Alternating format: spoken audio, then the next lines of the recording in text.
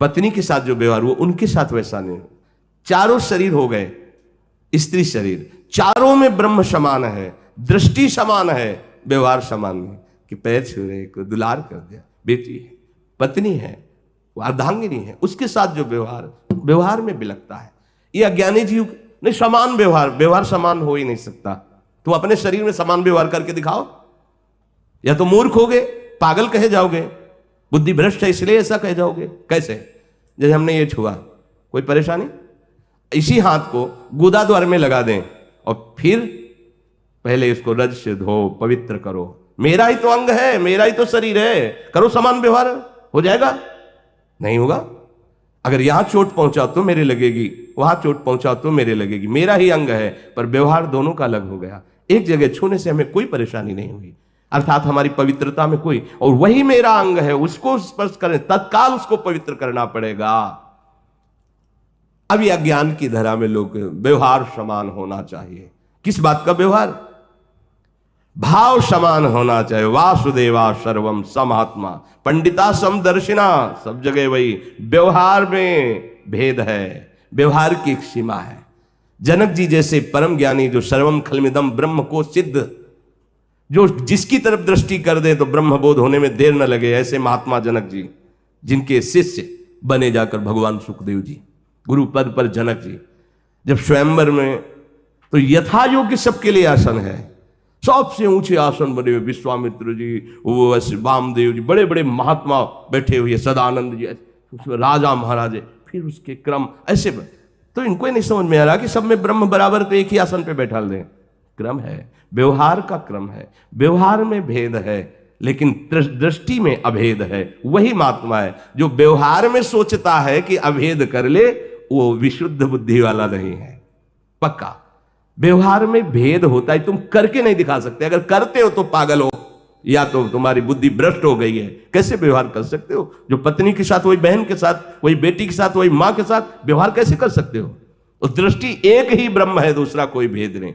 इस बात को समझो। श्रीपाद कह रहे हैं भगवत प्राप्ति के लिए अपनी दुष्ट इंद्रियों को मर्यादा में रखो, वस्त्राभूषण आदि पहनो पर उनका अभिमान मत करो, दूसरों को नीच मत समझो कि तुम बहुत बड़े धनी मानी हो गए तो दूसरों को बहुत हे दृष्टि से देखते हो।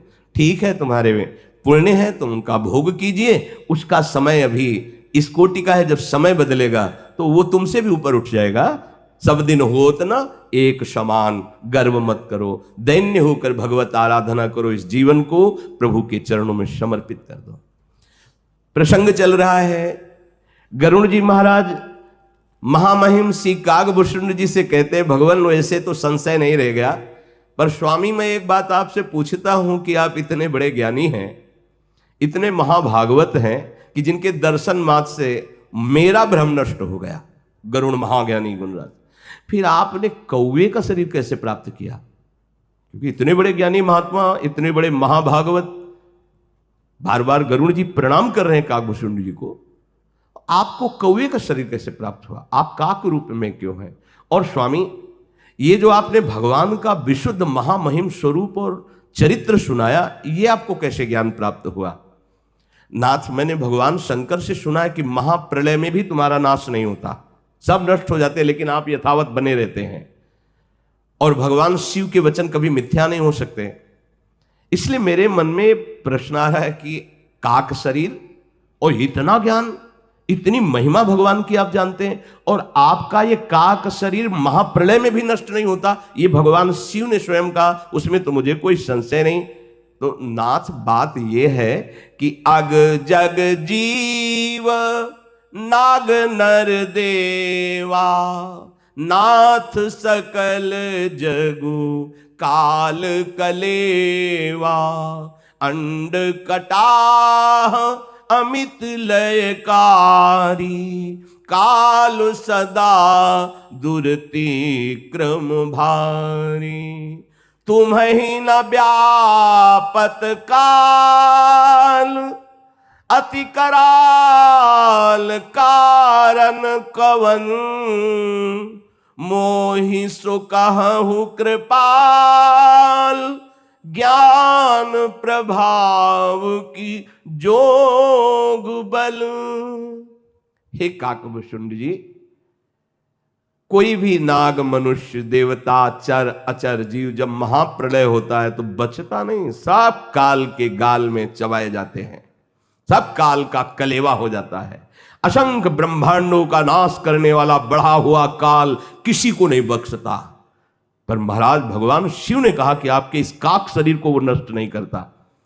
तो ये प्रभाव आपके ज्ञान भक्ति का है या योग का है? ये क्या है कि आपके शरीर को भी काल छूता नहीं है? और प्रभु एक और आश्चर्य हुआ कि आपके दर्शन के पहले ही आपके आश्रम में प्रवेश होते जितने मेरे प्रश्न थे सबका समाधान हो गया। हृदय में अपार शीतलता हुई। ऐसा क्यों प्रभाव है आपके आश्रम का? प्रभु तो आश्रम आए, मोर मोह भ्रम भाग, कारण कवन सुनाथ सब, कहु सहित अनुराग। हे नाथ, इसका क्या कारण हो सकता है? गरुड़ जी की बात सुनकर श्री काकभुषुंड जी बोले, धन्य है, धन्य है, धन्य है, आप महाभागवत हो, इसीलिए ऐसा प्रश्न कर रहे हो। आपके प्रश्न को सुनकर मुझे बहुत जन्मों की याद आ गई है। मैं वो बात कहता हूं, आप आदर सहित सुनिए। देखो गरुड़ जी, इस मन और इंद्रियों को रोकना बहुत कठिन है। अनेक जप, तपस्या, यज्ञ, शम, दम, व्रत, वैराग्य, विवेक, योग, विज्ञान, ये सब दिव्य भागवतिक कार्य हैं। इन सब का फल है भगवान के चरणों में प्रेम हो जाना। समस्त संयम, नियम, ज्ञान, वैराग्य, भक्ति, इन सब का फल है प्रेम हो। प्रभु अपने लगे, राधा रोमांच हो गया। मेरी श्री जी, मेरी लाडली जी, हृदय भरा हुआ है प्रेम से। ये होना बहुत बड़ी बात है। देखो, कल्याण के लिए कई साधन हैं, पर जो अनुराग है, प्रेम, ये प्रभु को अधीन कर लेता है। मुझे काक शरीर बहुत प्यारा अब लगने लगा है, क्योंकि इसी से मुझे प्रभु की भक्ति प्राप्त हुई है। जैसे इस शरीर की निंदा की जाती है विषय सेवन के लिए, भगवत विमुख जो अधर्माचरण करते हो, नहीं, ये शरीर भी ब्रह्म रूप हो जाता है, ये शरीर भी भगवत स्वरूप हो जाता है। शरीर और शरीरी आत्मा, ये भेद तब तक रहता है जब तक भोक्ता और कर्ता भाव रहता है, नहीं तो सर्वम खलमिदम ब्रह्म, ये भी ब्रह्म स्वरूप, ब्रह्मविद ब्रह्मयु भवति, ब्रह्म स्वरूप ही हो जाता है। ब्रह्म स्वरूप हो क्या जाता है? वो तो है ही, केवल भोगों की मान्यता से भेद बुद्धि पैदा हो गई है। जब भोग वासना, कर्ता भोक्तत्व भाव नष्ट हो जाता है, जहां अभेद हुआ, तो ये भी ब्रह्म स्वरूप ही है, ऐसा अनुभव होता है। इस शरीर का मैं बहुत प्यार करता हूं, क्योंकि इससे मुझे भगवान की भक्ति मिली है, भगवान का प्रेम मिला है।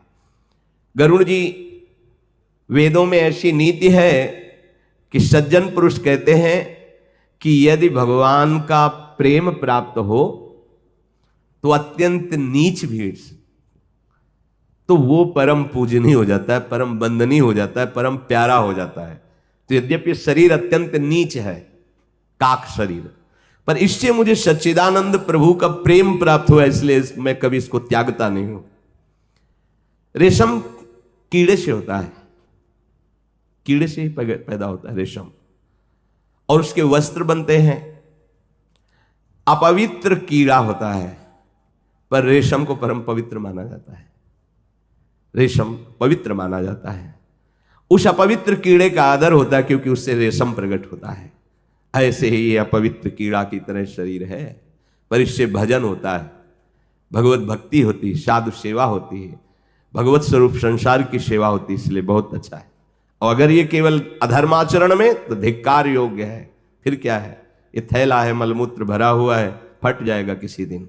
जैसे पानी का बुलबुला अच्छा दिखाई दे रहा है, किस सेकेंड फूट जाए कोई पता नहीं। जीव का स्वार्थ क्या है? यही कि मन वचन कर्म से भगवान के चरणों में प्रेम हो जाए। स्वार्थ साच जीव कहूं एहा, मन क्रम बचन राम पद नेहा। सोई पावन सोई सुभग शरीरा जो तनु पाई भजिय रघुबीरा। जीव का सच्चा स्वार्थ यह है कि वो नाम जप कर ले, मन से, वचन से, कर्म से भगवान को रिझा ले। वही शरीर परम पवित्र हो जाता है, वही दर्शनीय हो जाता है। जिस शरीर को पाकर के भगवान की भक्ति अपने हृदय में प्रकट कर ले, भजन किया जाए, वो जगत बंदनी शरीर हो जाता। शरीर जो भगवान से विमुख हो, चाहे ब्रह्मा के समान शरीर हो, जो ज्ञानी जन है, भक्त जन है, उस शरीर की प्रशंसा आदर नहीं करते। इस शरीर से मुझे भगवान की प्रेम भक्ति प्राप्त हुई, इसलिए हे गरुण जी महाराज, ये काक शरीर मुझे बहुत प्रिय है और मुझे वरदान मिला हुआ है कि मैं इच्छा करूंगा तभी शरीर छूटेगा, अन्यथा नहीं। इसलिए मैं कभी इच्छा नहीं करता इस शरीर त्याग की, क्योंकि मुझे इससे पावन भक्ति प्राप्त हुई है। पहले मुझे भगवान से विमुख होने के कारण बड़ी दुर्दशा भोगनी पड़ी है। काकभूषण जी कहते हैं बहुत जन्मों में मैं भटका हूं, बहुत जन्मों की याद स्मृति है काकभूषण जी को। ऐसा नहीं कि मैं केवल धर्म विमुख ही आचरण करता रहा, मैंने योग भी किया है, तपस्या भी की, यज्ञ भी किया है, दान भी किया है, बड़े बड़े साधन किए गरुड़ जी, सब ये किया। कोई ऐसी योनि नहीं 84 लाख योनियों में मुझे स्मृति है, मैं सब योनियों में गया हूं। कोई ऐसा कर्म नहीं जो मैंने कर्म ना किया हो। आहा, कह रहे नाना जन्म कर्म पुनि नाना, किए जोग जप तप मख दाना, कवन जोनी जन्म्यूं जहां नाही, मैं खगेश भ्रमि भ्रमि जग माही, देखेऊं करी सब करम गुसाई, सुखी न भयऊं अबहि की नाई, सुधि मोहिनाथ जन्म बहु केरी, शिव प्रसाद मति मोह न घेरी। हे गरुड़ जी, कोई ऐसी जीवनी नहीं जिसमें मैं जन्मा ना हो, कोई ऐसा कर्म नहीं जो मैंने किया ना हो, पर आज आपको कहता हूं भगवान के प्रेम में जो मुझे आज सुख मिल रहा है भक्ति में, वो किसी योनि में, किसी कर्म में, किसी लोक में मुझे नहीं मिला। भगवान शंकर की कृपा से मुझे सब याद है, मेरा ज्ञान अबाध है। जैसे 1 महीने पहले जो पहला सोमवार था, आपने क्या खाया? तो बाधित हो गया, समय ने बाधित, काल ने बाधित कर दिया स्मृति को। अभी 4 दिन पहले आप शाम के क्या पाए थे? शाम के 4 दिन के समय काल ने आपकी बुद्धि बाधित कर दी। लेकिन अबाध बुद्धि का तात्पर्य होता है 1 लाख जन्म पहले आप कौन थे, कहां थे, कैसे थे, ऐसे दिखाई दे रहा है जैसे वर्तमान, उसे अबाध बुद्धि कहते हैं। कोई भी बाधा नहीं, न वर्तमान की, न भूत की, न भविष्य की, अबाध बुद्धि। कह रहे भगवान शिव की कृपा से करोड़ों असंख्यों जन्मों का भी स्मरण हमारी बुद्धि में है, वो अबाध है। मैं भी बहुत क्लेशित रहा हूं अनेकों जन्मों में। प्रभु, एक जन्म की बात बताता हूं जहां से हमारा उत्थान हुआ भगवत मार्ग में। उस समय कलयुग ही चल रहा था। काकभूषण जी कल्पों कल्पों की बातें सब उनकी स्मृति में है। इस कलयुग में जितने भी स्त्री पुरुष सब होते हैं, वो धर्म शास्त्रों का विरोध करने वाले और मनमाने आचरण करने वाले होते हैं, अनुशासनहीन। और फिर जब फंसते हैं ऐसी जगह, अब क्या करें, कोई उपाय नहीं रह जाता। ये अनुशासन बहुत अमृत है, ऐसा ना समझिए। अगर यहां राजकीय अनुशासन, धर्म का अनुशासन, समाज का अनुशासन, गुरुजनों का अनुशासन, शास्त्र का अनुशासन स्वीकार किया जाए तो अधर्माचरण बिल्कुल बंद हो जाएगा। जो अनुशासनहीन है, उसी अंतःकरण में ऐसे संकल्प उदय होते हैं जो पापाचरण कहे जाते हैं, अनुशासनहीनता के कारण। निगम अनुशासन सब मानते थे, शास्त्र भाई शास्त्र ऐसा हम नहीं करेंगे, ऐसा शास्त्र विरुद्ध है, कहां, पता ही नहीं कि शास्त्र है क्या। तो हम कलयुग में जन्मे थे, जिसमें अपने लोग वर्तमान में हैं, काकभूषण जी कह रहे हैं, उसमें देखा कि सब अधर्म परायण हो रहे हैं। कलयुग में जन्मे तो पर भगवान की ऐसी कृपा हुई कि अयोध्यापुरी में मुझे जन्म मिला। कलयुग में जन्मा पर अयोध्यापुरी में जन्मा, और शरीर का जन्म शूद्र कुल में हुआ। मैं मन वचन कर्म से अयोध्या में जन्म होने के कारण मेरी भगवान शिव में स्वाभाविक रति होने लगी। बड़ा अभिमानी था, अन्य देवताओं की खुल के निंदा करता था और भगवान शंकर की आराधना करता था। भगवान शंकर की कृपा से धन बढ़ने लगा हमारे पास, उग्र बुद्धि का हो गया। काकभूषण जी कह रहे हैं थोड़ा उल्टा है, हरि लक्ष्मी पति है, इनका भजन करोगे तो अकिंचन बनते चले जाओगे। प्रायः इनके जितने महान भागवत हैं, या तो अंदर से राग रहित होकर के चक्रवर्ती सम्राट पद पर होते हुए भी महादैन्य है, और या फिर वास्तविक अकिंचन स्वरूप में। और ये महात्यागी हैं भगवान शिव, चिताभस्माले को, पर इनकी जितनी आराधना करने वाले आपको मिलेंगे अब महामहिम। देखो सोने की लंका, औढ़रदानी है, बड़ा विपरीतता दिखाई। वो लक्ष्मीपति है, भिक्षा मांग के खाओ निरंतर, और वो चिताभस्माले महान बैरागी, महान। एक कमरा नहीं पूरे कैलाश में, एक भी बट वृक्ष के लिए महाराज रहते, पर 60,000 योजन का है वो बट वृक्ष, 60,000 योजन का है बट वृक्ष, जिसके नीचे महादेव जी बैठते हैं। और 6 ऋतुएं अलग अलग डालों में हैं। इस एरिया में तो शरद ऋतु, इस एरिया में बसंत, हर ऋतु उसी वृक्ष के नीचे। तो बोले वो भगवान शंकर की आराधना में लगा तो धन की वृद्धि हुई, तो बहुत उग्र बुद्धि वाला हो गया और बकवास करने में बड़ा प्रवीण। हृदय में भारी अभिमान पैदा हो गया, इतना अभिमान पैदा हो गया। यद्यपि मैं जन्मा परम कृपालु भगवान रघुनाथ जी की राजधानी अयोध्या में, हरि की निंदा करना, देवताओं की निंदा करना, महादेव की उपासना करना और अभिमान युक्त रहना। अवध में रहते हुए भी अवध के प्रभाव से विपरीत, क्योंकि यही दरबार दीन को आदर। शास्त्र पुराणों में गाया गया है कि जो अयोध्या में जन्म हो, अयोध्या में बसे, तो उसे भगवान श्री हरि की भक्ति मिलती है। अवध का प्रभाव जीव तभी जानता है जब अभिमान छोड़कर भगवान के चरणों का आश्रय ले। इसीलिए धाम का वृंदावन ही विधि बसै, तज के सब अभिमान, तृणते नीचो आपको जाने सोई जान। गरुण जी बड़ा हृदय हमारा जलता रहता। ये जो अभिमान में है ना, इनको और दूसरी आग नहीं जलाती, वही आग जला देती।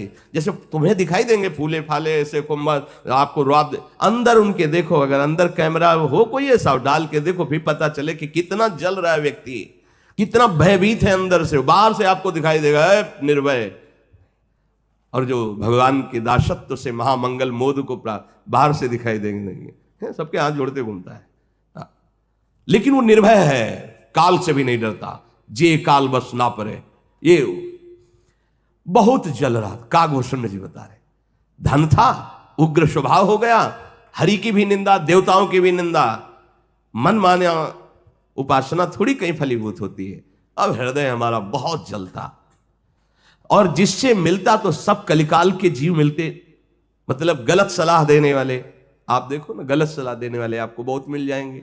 कोई ऐसा कहना, धन्यवाद भाई, आप तिलक लगाते हो, कंठी बांधते हो, आप वृंदावन जाते हो, सत्संग सुनते हो, नाम जप करते हो, कोई नशा नहीं करते, भाई हमारा तो मन कहता है आपके पैर छू लें। ऐसा कौन मिलेगा? आपका अपमान करके आपको उत्साहहीन करने वाले लाखों मिल जाएंगे, लेकिन अध्यात्म में उत्साह बढ़ाने वाला कोई बिरला ही मिल सकता है।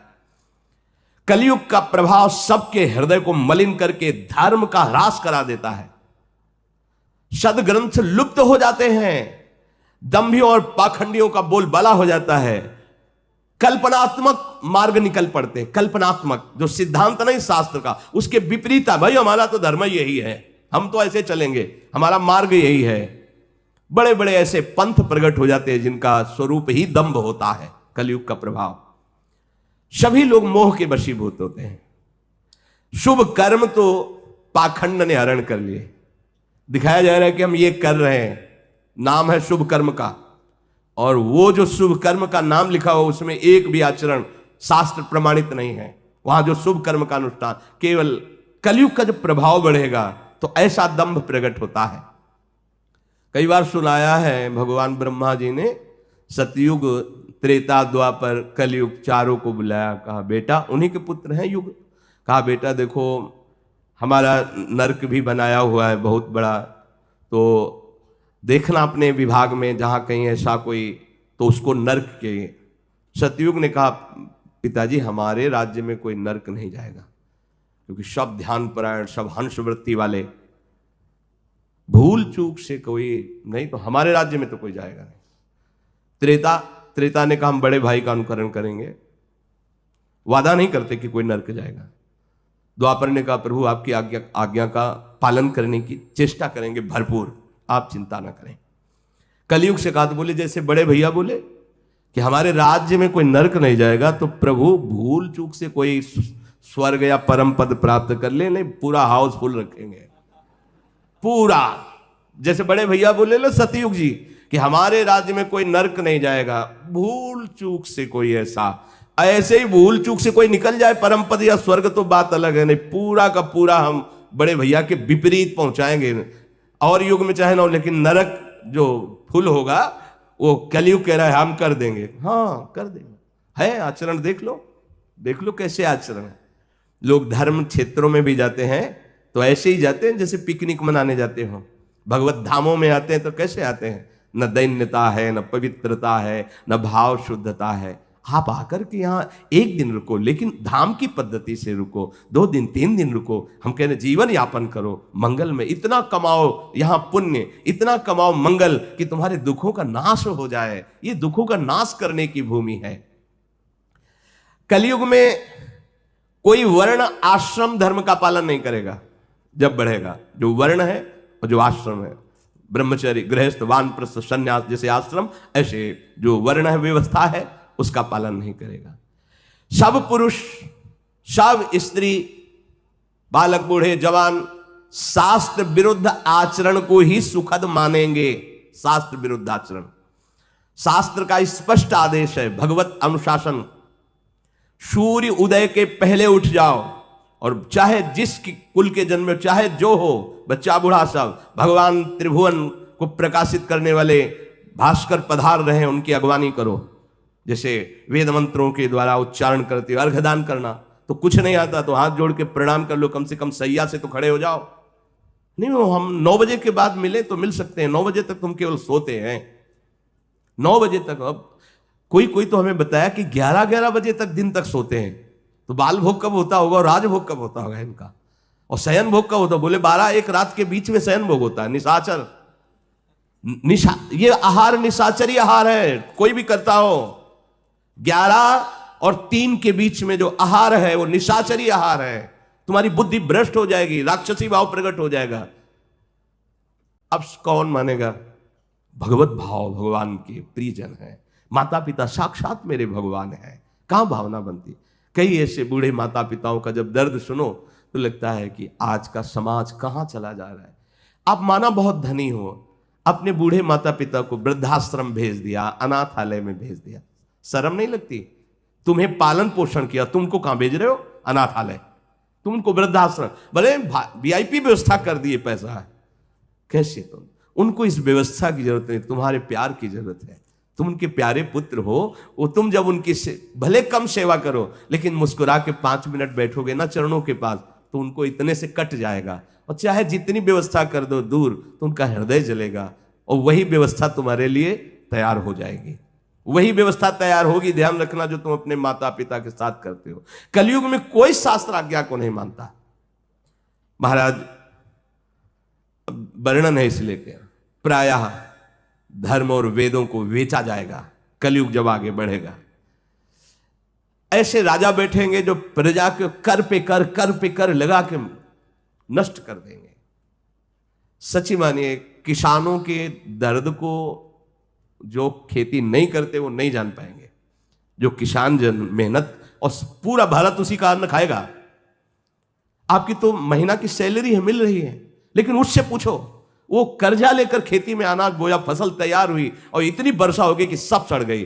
अब वो कर्जा देने लायक नहीं रहा, बेटी ब्याह के लायक है, बच्चे पढ़ाने के लिए, इसके बाद सरकारी उसके ऊपर और भी कर आदि की व्यवस्था है, वो कोई सुनने वाला नहीं, नष्ट हो जाते हैं। तभी वो ज्ञान है नहीं, आध्यात्मिक बल है नहीं, तो बेचारों को एक ही मार्ग दिखाई देता, क्या करें, अपना शरीर नष्ट कर दें या अपने परिवार का नष्ट करें। ये गांव में रहने से पता चलता है। आप समझते हो गांव के लोग कैसे जीते हैं?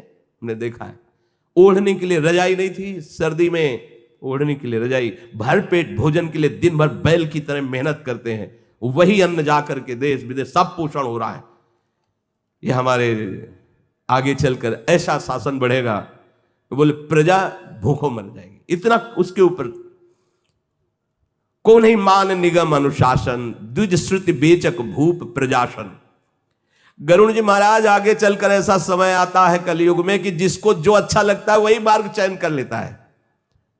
जैसे हमारे साधु वेश की एक मर्यादा है, गुरु परंपरा से वेश मिलता है, मनमानी नहीं है, गुरु परंपरागत है। आप गृहस्थ हो तो उसके बाद, वैरागी हो तो एक वेश है आजीवन के लिए जो गुरु से मिला हुआ है। और ये नहीं कि मुच्छ कटिंग में, दाढ़ी सेटिंग में हो, बाल ऐसे फिटिंग, ऐसा नहीं है। सिद्धांत है, या तो मुंडन पूरे में और या तो पूरे रखाओ, दो ही पद्धति है, या तो भद्र करो या तो पूरे रखाओ, उसमें ये सेटिंग फिटिंग नहीं। जिसको जो मनाया पहन रहा है, जैसे मनाया वैसे रह रहा है, जैसे मनाया वैसे रह रहा है। कोई किसी से पूछने वाला नहीं कि आपको गुरु प्रदत्त है ये वेश, नहीं। सफेद पहन लिए, पीले पहन लिए, बाबूजी हमें जरा दीजिए ऐसा रुपया, वो कह रहा है आपका आदमी पैसा मांग रहा है, ऐसा कैसे हो सकता है? जैसे हमको किशन बताया कि आपका पीला पहने कोई, वो उधर पैसा हमका, हमारा एक भी साधक ऐसा नहीं। अनुशासनहीनता ही मृत्यु है, भगवत कृपा से ऐसा नहीं है एक भी। तब इनसे कहा कि जो केवल तिलक लगाए दिखाई देते हैं उनसे पूछो किस तारीख को कब आपने दीक्षा ली, नहीं ली तो केवल रज लगाओ, नाम जप करो, चिन्ह नहीं धारण कर सकते। अगर धारण किए हो तो दंड नहीं है, अपराध है, उसको तुम ऐसे नहीं, उसका दुरुपयोग नहीं कर सकते।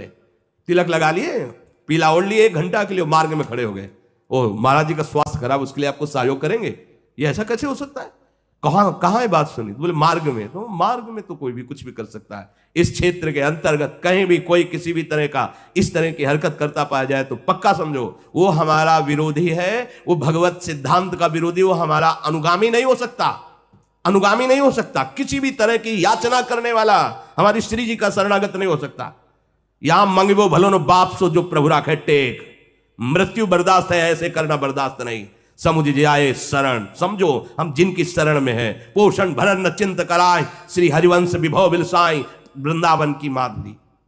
बड़ा जरूरी ये जो धर्म विरुद्ध वेश धारण कर लेना, धर्म विरुद्ध उद्देश्य बना लेना, ये कलयुग का प्रभाव है। श्री काकभूषुंड जी कहते हैं, गरुड़ जी महाराज, वेश रचना भी आचार्य परंपरा के अनुसार रखी गई। इसीलिए हमारे देखो ना, रामानुजाचार्य, पूज्य श्री रामानंदाचार्य, पूज्य श्री निम्बार्काचार्य, अलग अलग आचार्य महापुरुष, अगर संन्यास में आद्य गुरु भगवान शंकराचार्य, अलग अलग मार्ग में भगवान अवतरित हुए। वेश, चिन्ह, उद्देश्य, परंपरागत मंत्र, उपदेश, ये सब एक से बोले ये मनमानी आचरण करके हुए कितने ऐसे लोग दिखाई देते हैं। हम लोगों में ये शिक्षा दी जाती थी कि बनारस में हो, अगर कोई संत मिला, पहले वहां था बड़े बड़े संतों में कोतवाल रहते थे, तो जैसे आप संत संगोष्ठी, तो गेट में बैठे, कुर्सी डाले, दो संत ही खड़े हैं, आपका प्रेम पट क्या है? वो सिद्धांत में नहीं जुड़ा हुआ है, परंपरा से नहीं, प्रेम पट। आपका योग पट क्या है? तुरंत कपड़े उतारो, उसको सादे कपड़े दो, दोबारा हमें काशी में कपड़े पहनने ना दिखाई देना। उससे क्या होता था, ये जो कहते हैं ना कि साधु ऐसे कहे, ऐसे नहीं। अब कोई किससे बोले, कोई कुछ भी पहन ले, कोई कुछ भी बोल ले, हम आपको प्रार्थना करते हैं, कहीं कोई विशेष कष्ट में है, आप देख लीजिए, उसकी सेवा कर दीजिए। पर संत ऐसे नहीं होते, आप ये बात समझ लेना, ऐसे नहीं होते। ये हम तुम्हें घोषणा करके कहते हैं, ऐसे नहीं होते संत। संत ऐसे होते हैं, भरण पोषण तुम्हारे द्वारा जिनका भाव होता है, वो विश्वंभर भगवान के दास नहीं होते, वो जगत के भोगों के दास होते हैं। विश्वंभर भगवान के दास ऐसे नहीं कर सकते। एकादशी फलाहार करा दो। वो एकादशी किस काम की जिसके फलाहार के लिए हमें भीख मांगनी पड़े? वो यज्ञ किस काम की जिसके लिए हमें भीख मांगनी पड़े? वो भंडारा किस काम का जिसके लिए हमें भीख मांगनी पड़े? हमारा निरंतर अंदर भंडारा चल रहा है, यज्ञ हो रही, हम प्रति श्वास को भगवान के चरणों में अर्पित करें, इससे बड़ी कोई यज्ञ नहीं। हम प्रतिपल इंद्रियों को भगवान नाम से तृप्त कर रहे हैं, इससे बड़ा कोई भंडारा नहीं। हमारे रोम रोम भगवान की दासत्व से युक्त हो जाए, इससे बड़ा जगत मंगल नहीं। वायु छू के स्पर्श करके पापों का नाश करेगी, समझना है। कागभूषुंडी जी, जो जितना दंभ पाखंड कर पाएगा उसे उतना ही बड़ा कहा जाएगा। जो दूसरे का धन हरण कर ले वही बुद्धिमान कहा जाएगा। जो जितना नीच आचरण कर ले उसी का सम्मान होगा। जो जितना झूठ बोल ले, दिल्लगी कर ले, जितना बेईमानी कर ले, उतने गुणवान कहा जाएगा। जो आचारहीन है, वेद शास्त्र का अपमान करने वाला है, कलयुग में उसी का सम्मान कहा जाएगा। अशुभ भेष भूषण धरे भक्षा भक्ष जे खाहि, ते जोगी ते सिद्ध नर पूजते कलयुग माहि। जो अमंगल वेश, अमंगल भूषण, अमंगल खान पान, वही कहे जाएंगे। बड़ा कलयुग का विचित्र तांडव होता है गरुड़ जी। जो अपने आचरण सदैव दूसरों को दुख देने वाले करते हैं, जे अपकारी चार तिनकर गौरव मान्यते, उन्हीं का बड़ा गौरव, उन्हीं का बड़ा सम्मान होता है। मन वच कर्म लबार ते बक्ता कलिकालम। कागभूषुंडी जी कह रहे हैं गरुड़ जी से कि मन और वचन और कर्म से विषयों में प्रीति रखने वाला और झूठ का बल रखने वाला, जितना वाणी में प्रवीण कहा जाएगा वही वक्ता माना जाएगा। वक्ता का तात्पर्य है शास्त्र की बनाई हुई मार्ग से कभी इधर बिलग न जाए। या तो अपनी अनुभूति, जो तस्मा शास्त्रम प्रमाणम, या शास्त्र वचन, बस उतना ही। हमें यह नहीं कि हमें सब कुछ आता है, शास्त्र नहीं है हमें से, वो कभी अनुभूति वाली बात नहीं। भले बात पूरी तुम्हें कंठस्थ है, लेकिन शास्त्र सामने रखना हो अनिवार्य है। ये हम गुरुजनों की बात करें कि जैसे चतुराशी जी का गायन कर रहे हैं और हाथ में चतुराशी जी नहीं लिए बैठे हुए हैं, क्यों? चतुराशी जी सामने क्यों नहीं? जी कंठस्थ है तो क्या हुआ, सामने उसको रखो, दर्शन करते हुए जो पद है उसको, भले कंठस्थ है पर आप सामने रखिए। गुरुजनों की वाणी में क्यों में नहीं कहा जाता। ऐसे ही भागवत सामने, वेद जो भी हम ग्रंथ का गायन कर रहे हैं, यश गान, वो सामने रखा है। जो भी बोलो उसी के अंतर्गत बोलो। जिस विषय को लिया है, ये नहीं उत्तर दक्षिण कहां भाग रहे हो कुछ पता नहीं चल रहा है। जो विषय लिया है उसी विषय में ही, उसी विषय को पुष्ट करने के लिए, और शास्त्र सम्मत, साधु सम्मत और हृदय सम्मत तीनों मिलने चाहिए। शास्त्र, साधु और हृदय, तब वो बात परिपक्व मानी जाती है। जो शास्त्र में लिखा है, जो संतों ने अनुभव किया है, वही हृदय में है, वो वाणी अंदर से प्रकट हो रही है। जो मन वचन कर्म से भोगों की चाह रखकर और झूठ पर झूठ, क्या होता है कि सामने वाले को तो पता है नहीं इसका अर्थ क्या है, सामने वाले को पता नहीं। अब वो अर्थ हम अपने मन के अनुकूल कर रहे हैं। शास्त्र का अर्थ मन के अनुकूल नहीं होता। हम वो बात घुमा के ऐसे ला रहे हैं जिससे वासनाओं की पूर्ति हो, ऐसा नहीं। ये कपट है और ये कपट तुम्हारा पतन कर देगा। चौथी भगत मम गुणगन करे कपट तजिगान, भगवान के ये कपट है। सीधा और उसका भाव बोलिए, जो शब्द लिखा है उसको घुमा के और अपनी वासना परक उसका अर्थ नहीं करना चाहिए। सीधे बोलिए शास्त्र क्या बोल रहा है। थोड़ा चोट लगेगी, अगर इसमें लिखा है तो हमारे भी हृदय में चोट लगेगी, गलत है। आपके हृदय में चोट लगेगी तो हमें सुधरना होगा ना।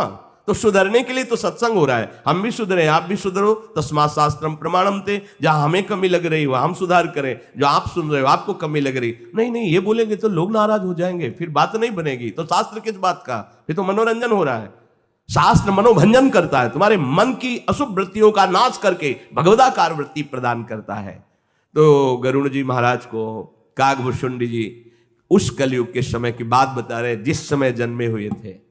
हाँ, तो ये प्रार्थना कर रहे हैं कि जैसे शनिवार रविवार को बहुत भीड़ होती है ये दर्शन देने वालों लोगों की, वहाँ से लेकर यहाँ तक, तो बीच में जो नित्य छोटे छोटे बच्चों को लेकर परिवार के जन खड़े होते हैं, उनसे प्रार्थना है कि वो शनिवार रविवार को बिल्कुल ना खड़े हों। आज मुझे भी बहुत ऐसा लगा कि छोटे छोटे बच्चे जिनसे हम राधे राधे करते हैं रास्ते में, वो इतनी भीड़ थी कि हम बार बार लौट के देख रहे थे कि वो सुरक्षित अपने माता पिता के हाथ में है कि नहीं। नहीं तो भीड़, नौजवान लोग बाहर से आते हैं, राधे राधे ही सही पर ऐसा जोशीला स्वरूप प्रकट करते हैं कि कहीं वो बच्चा गिर गया और तो फिर बड़ा असहनीय हो जाएगा। इसलिए हम अपने जनों से प्रार्थना करते हैं कि शनिवार रविवार को प्रायः लगभग ऐसी भीड़ दिखाई देती है, तो जहां वहां ना खड़े हों, अन्य दिनों में दर्शन, क्योंकि छोटे बच्चे हैं, आप अपने शरीर को संभालेंगे कि उस बच्चे को संभाल। अब छोटा बच्चा गोद में ले, किसी का धक्का लगा, सामने गिरा, वो अहित हो जाएगा। इसलिए जो शरीर के वयोवृद्ध जन हैं और जो बच्चे हैं वो ना जाएं भीड़ में, अपने घर के हैं कभी भी दर्शन कर लिए आपस में, और नहीं तो यंत्र है उससे दर्शन कर लिए। कोई अमंगल हो जाए, वैसे महारानी जो सर्वसमर्थ हैं, पर अपने लोग काहे को छोटी सी बात के लिए महारानी जी को अर्जी लगावे कि आप अपना वहां सामर्थ्य दिखाइए, किसी को अहित ना हो। अब हमारे ही चित्त में छो हो रहा था, वो बच्चा जैसे दंडवत, ऐसे 50 लोग दौड़ रहे हैं। अब नौजवान हैं, वो तो रात भर चल के आए, तो उनको लगता है जय बार दर्शन कर लें, एक बार दो बार तीन, तो धक्का वो अच्छा नहीं, पर नहीं मानेंगे, वो नहीं मानेंगे। अपने लोग सत्संगी हैं, वयोवृद्ध शरीर और छोटे बच्चे, ये प्रायः भीड़ में ना खड़े हों। जिन दिन ज्यादा भीड़ है, कोई उत्सव है, वहां मत खड़े होइएगा, क्योंकि ये शरीर भगवत प्राप्ति के लिए है। कोई अंग भंग हो जाए, कोई हानि हो जाए, फिर हमें अच्छा नहीं लगेगा, फिर आना जाना हमारा मतलब बाधित हो जाएगा। किसी को कष्ट हो, हम ऐसी जगह क्यों जाएंगे? इसलिए आप सावधान। और ये प्रार्थना करें कि हम लोग जितने सेवादार हैं सब आपके ही दास हैं, आपकी सेवा के लिए हैं। अगर आप हमारी बातें नहीं मानोगे, वहां जैसे रोक रहे हैं, जबरदस्ती करोगे, तो हम आपको कैसे फिर सुविधा दे पाएंगे? अब जान रहे हैं आप कितनी छोटी जगह है। अच्छा, यहाँ किसी से कुछ मांगने जांचने वाला विषय है नहीं, हमारी श्री जी के द्वारा। अब हमसे ये कहो कि व्यवस्था करो, देखो भाई, हम ये प्रपंच हमसे नहीं होने वाला। श्री जी ने कर दिया, जितनी व्यवस्था है उतनी में बैठ लो। अब इतने में कितने लोग, 4-5 हजार लोग आते थे, 4-5 हजार में 50 लोग अंदर किए गए, तो जो बाहरी बचे वो तो गाली ही देंगे ना, मन में सोचेंगे कि बाबा जी इनको क्यों बैठा लिया, हमें क्यों, हमारे पास जगह नहीं है। आप खुद देख लो, व्यवस्था नहीं है। एकांतिक जहां केवल 15 आदमी बैठ सकते हैं, वो भी जबरदस्ती, कितने बैच आप एकांतिक में रखोगे? अब किडनी पेशेंट ये शरीर है, इसको हम ज्यादा देर ऐसे बैठा ले रहते हैं, पूरे दिन भर पड़े रहते हैं, बुखार आता है, क्योंकि उस पर वजन पड़ेगा ना ज्यादा। पर हमें लगता है जितना सुख मिल जाए, जय दिन शरीर चल रहा है, सब